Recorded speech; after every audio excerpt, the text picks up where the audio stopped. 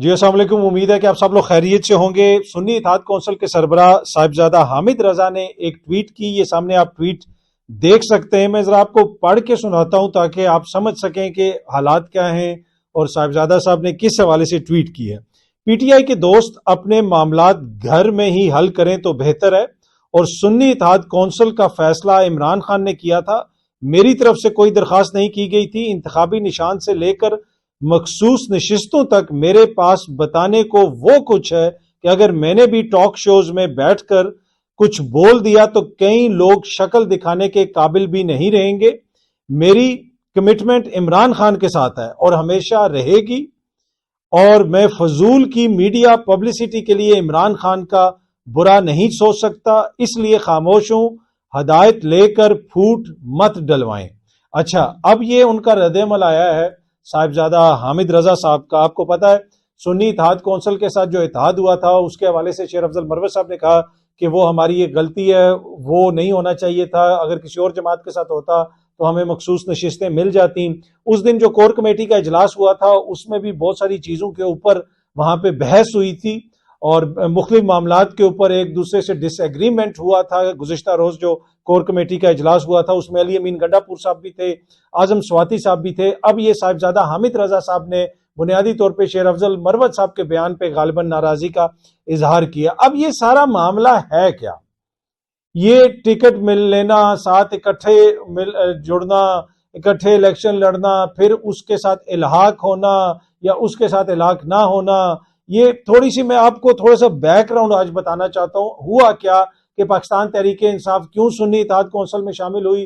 کیوں انہوں نے بلے باز کے ٹکٹ پہ الیکشن لڑا، پھر بعد میں وہ آزاد ہو گئے، یہ سارا معاملہ کیا ہے، اس حوالے سے کچھ تفصیلات میں آپ کو بتانا چاہوں گا اور کچھ مزید بھی اس میں تفصیلات ہیں۔ اچھا، پہلی بات تو یہ ہے کہ کور کمیٹی کا جو اس دن اجلاس ہوا اس میں اعظم سواتی صاحب نے بھی بڑی ناراضی کا اظہار کیا، اور انہوں نے تو یہاں تک کہا کہ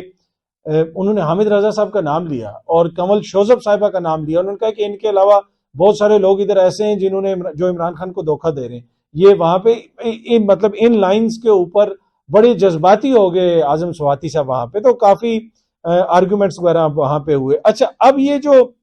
معاملہ ہے سارا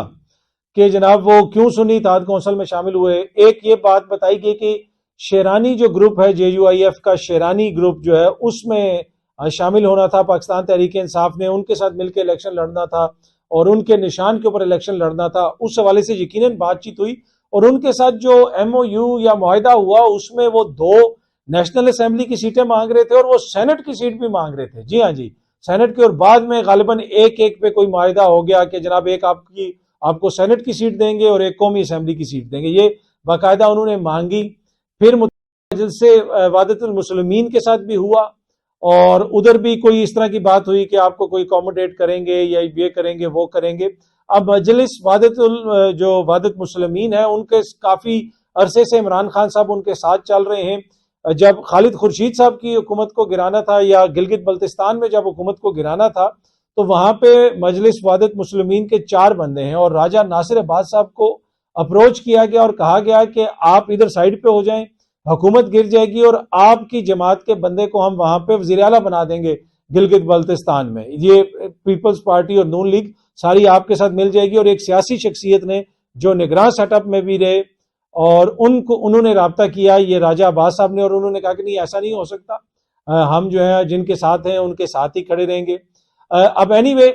اب جو ٹکٹ کا معاملہ آیا کہ کس کے ٹکٹ کے اوپر الیکشن لڑنا ہے،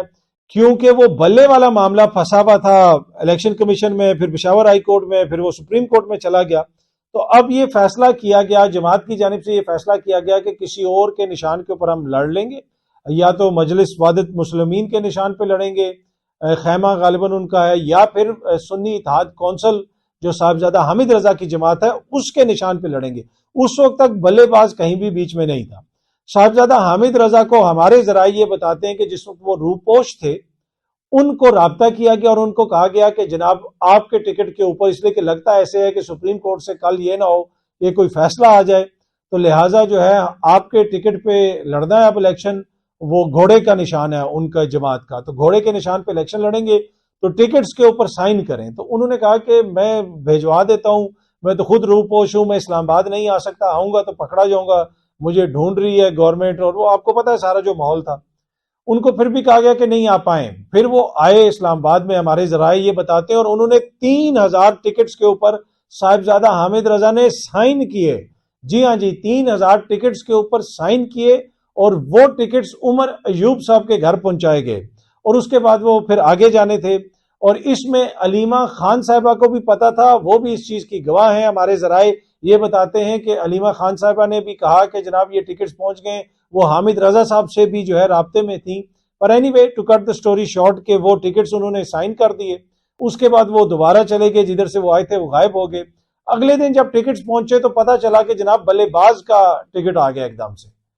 حالانکہ ایک دن پہلے تک جو ہے وہ ٹکٹس حامد رضا صاحب سے 3000 ٹکٹس جو ہے وہ سائن کروائے گئے۔ غالباً اب وہ جو کہہ رہے ہیں نا کہ مخصوص نشستوں سے لے کے فلانی چیز تک میرے پاس بہت کچھ ہے، اگر میں چاہوں تو بہت کچھ بولوں، لیکن وہ ذرائع یہ بتا رہے ہیں کہ اس میں عمران خان صاحب کو تو نہیں پتا تھا، عمران خان صاحب تو جیل کے اندر تھے، اور اسی وجہ سے حامد رضا صاحب یہ کہہ رہے ہیں کہ جی میری جو کمٹمنٹ ہے وہ عمران خان صاحب کے ساتھ ہے، کسی اور کے ساتھ نہیں ہے۔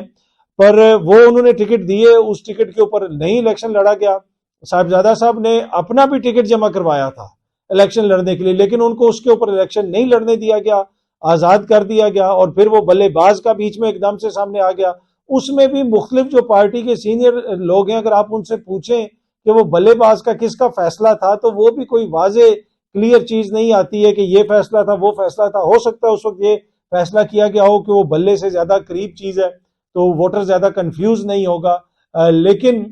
جو سنی اتحاد کونسل ہے ان کے ٹکٹس بھی لوگوں کو دیے جانے تھے، لیکن اگلے دن وہ نہیں پہنچے۔ وہ جو ہیڈ کوارٹرز تھے یا مختلف جگہوں پہ جانے تھے جہاں سے انہوں نے آگے سے امیدواروں کو دینے تھے، 3000 ٹکٹس کے اوپر سائن کروایا گیا تھا، وہ نہیں دیے گئے۔ تو اب یہ جو بات آئی کہ جناب ان سے اتحاد جو ہے وہ اس کی وجہ سے نقصان ہوا، اس کے اوپر غالباً جو ہے وہ صاحبزادہ صاحب بھی اپسٹ ہیں، اسی وجہ سے انہوں نے یہ ٹویٹ کی ہے،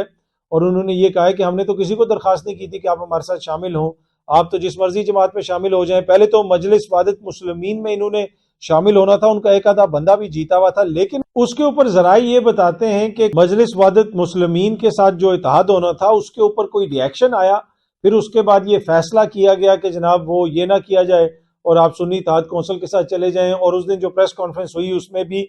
جو راجہ ناصر عباس صاحب ہیں انہوں نے کہا کہ جی ہم ساتھ کھڑے ہیں، جس طرح گلگت بلتستان میں ساتھ کھڑے رہے یہاں پہ بھی کھڑے رہیں گے، تو کوئی ایسا ایشو نہیں ہے۔ جس طرح میں نے آپ کو پہلے بھی بتایا کہ ان کو ایون چیف منسٹری وہاں پہ آفر ہوئی کہ آپ کے 4 بندے سائڈ پہ ہو جائیں، پی ٹی آئی کی حکومت گر جائے گی، آپ کا بندہ چیف منسٹر بن جائے گا۔ پیپلز پارٹی اور نون لیگ دونوں جو ہیں، اور یہ ایک سیاسی شخصیت نے ان سے رابطہ کیا، مطلب اب تو وہ سیاسی شخصیت ہیں، نگراں سیٹ اپ میں بھی تھے اور اب جو ہیں اگلے سیٹ اپ میں بھی ہیں، تو یہ انہوں نے رابطہ کیا اور اس طریقے سے ان کو یہ پیغام دیا گیا، اور پر انہوں نے انکار کر دیا۔ تو اب جو ہے جو اس دن بھی کور کمیٹی کے اندر ہوئی جو ڈسکشنز وغیرہ ہوئی جس پہ اختلاف ہوا، اس میں یہ بھی کہا گیا کہ آلدو کہ راجہ ناصر عباس صاحب نے کہا جب یہ ٹکٹ کا چھین لیا گیا نا سمبل ان سے بلہ واپس لے لیا گیا، اس کے بعد راجہ ناصر عباس صاحب نے کہا کہ جناب جو ہم نے آپ سے کچھ نہیں لینا، ہماری جماعت آپ کے لیے حاضر ہے، کچھ بھی ہمیں نہیں چاہیے، ٹھیک ہے، وہ پہلے بھی ہم نے چیف منسٹری نہیں لی، آگے بھی کوئی ایشو نہیں ہے، ہم عمران خان کے ساتھ ہیں، صاحبزادہ حامد رضا ہو جائیں یا راجہ ناصر عباس صاحب ہو جائیں، ان کا اتحاد عمران خان صاحب کے ساتھ ہے۔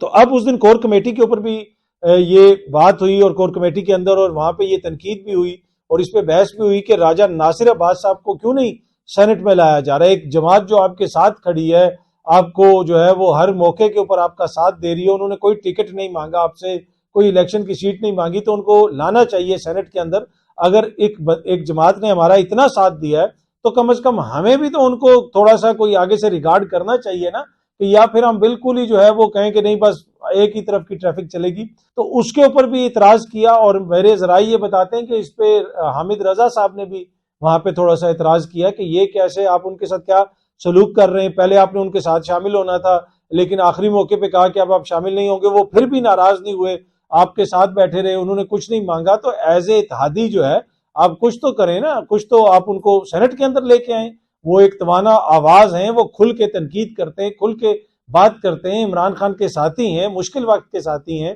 تو آپ ان کو لے کے آئیں۔ تو اس چیز کے اوپر بھی وہاں پہ بحث ہوئی۔ تو یہ وہ ساری چیزیں ہیں جو بیک گراؤنڈ ہے آج کی ٹویٹ کا حامد رضا صاحب کی. یہ کافی دنوں سے ہمیں یہ باتیں پتہ تھیں, کبھی شیئر نہیں کی, پر وہ اب یہ باتیں کھل کے سامنے آ رہی ہیں. اور وہ حامد رضا صاحب نے بھی کہا ہے کہ پی ٹی آئی والے اگر کوئی مسئلہ ہے تو اپنے گھر میں حل کریں, ہمیں نہ بتائیں. اب مسئلہ وہی ہے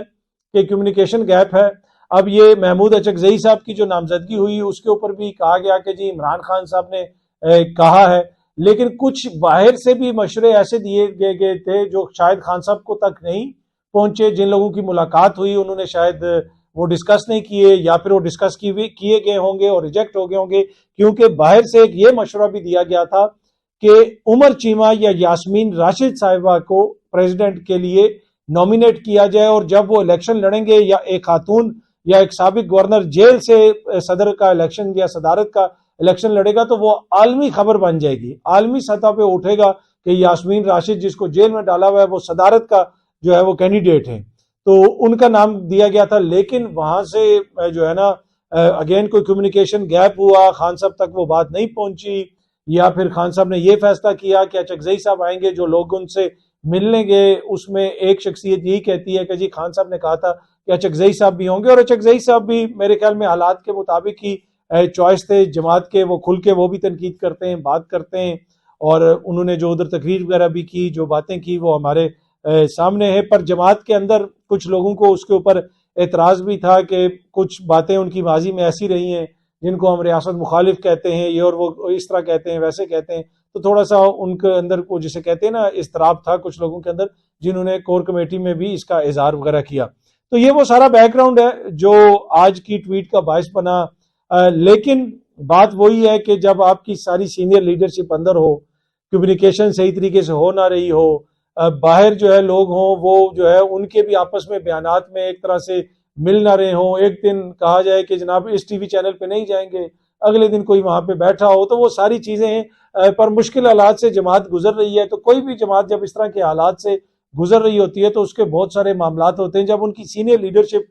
باہر آئے گی تو پھر وہ دیکھیں گے آپ کے بہت ساری چیزیں جو ہیں وہ سٹریم لائن ہوگی. لیکن بات جو ایک جسے کہتے ہیں کرکس ہے ساری بحث کا,